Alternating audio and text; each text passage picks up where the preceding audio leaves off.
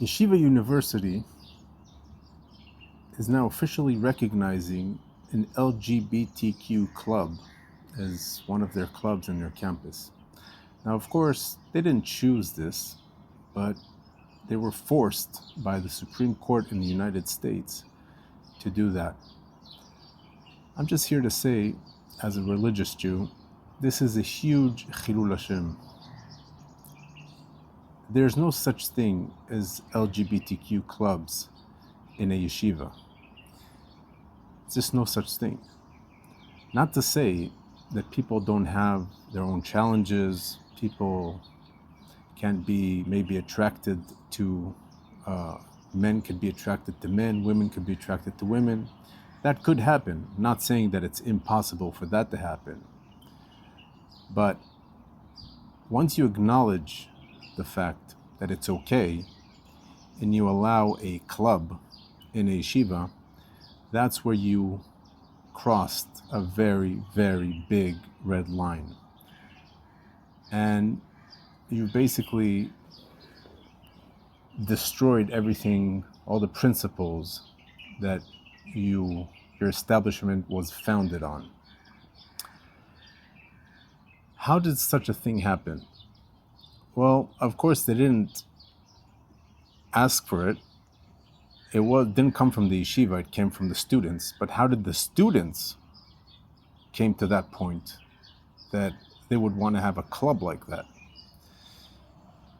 So, Yeshiva University, we know that the prominent rabbis there were from the dynasty of the Brisk dynasty, Soloveitchik. The Briskers are very into the Rambam. Rambam Ilchot Deot, Perek Vav, tells us that a person is affected by his surroundings. Noheg keminhag anshe medinato, nimshach achrei re'av vechaverav.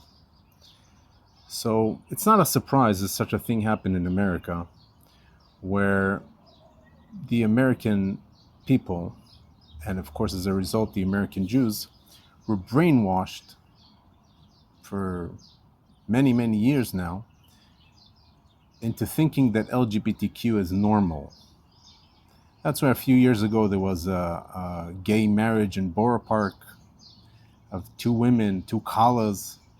And I've seen a bunch of these similar things in the past few years in America. And that's because of what the Rambam tells us. We can see a clear example of that right now. The fact that there are Jews that go to a place that is Yeshiva University and they decide to form this club is nothing short of amazing, the audacity and the chutzpah of these people.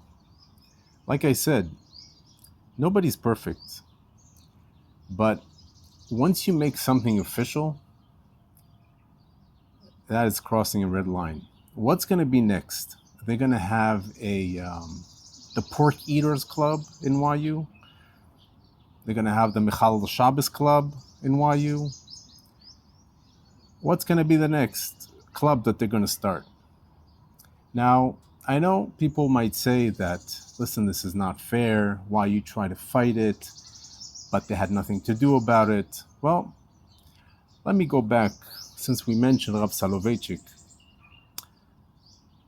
We all know that the Soloveitchik family, their descendants, they came from Rab Chaim Volozhin, who started the Volozhin Yeshiva.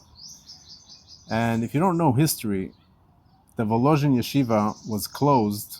Obviously, there's disputes about how exactly it happened and the course of events, but the bottom line is it closed because the Russian government tried to force them to put in secular teachings and teaching of the Russian language.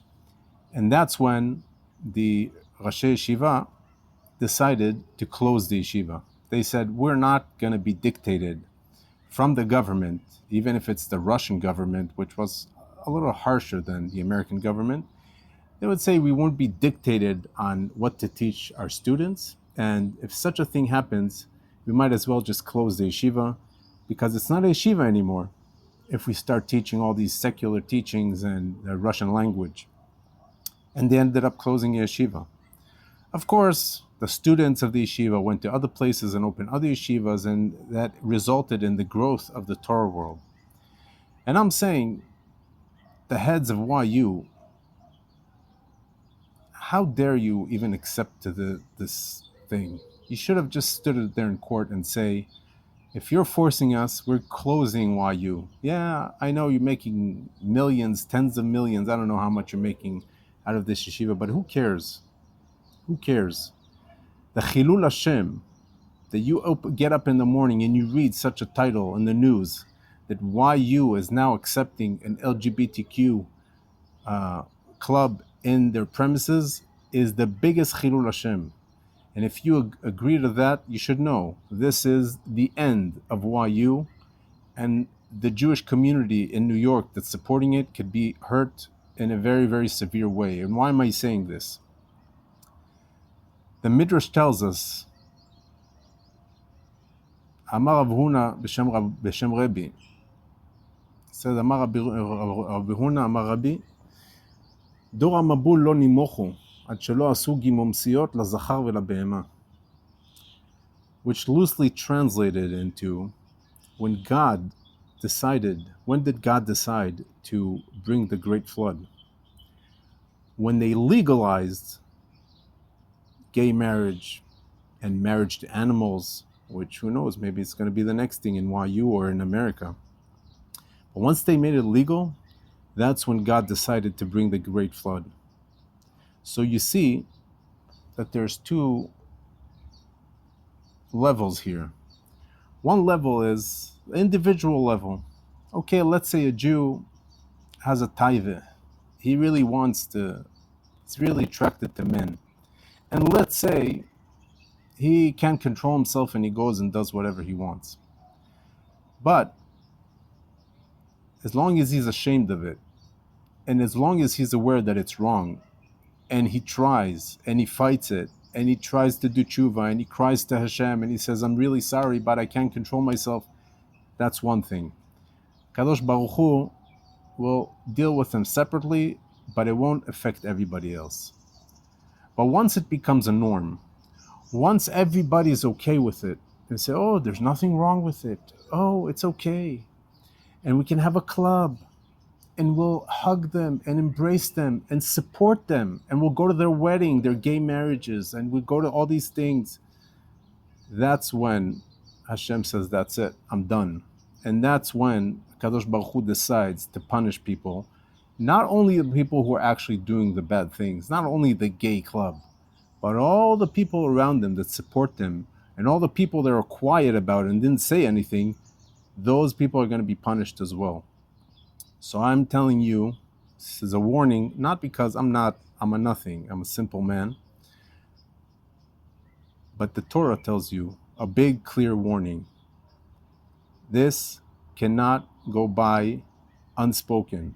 If you're a Jew watching this, you should be up in arms, and you should go and tell YU and tell everybody that this is wrong and this is not acceptable.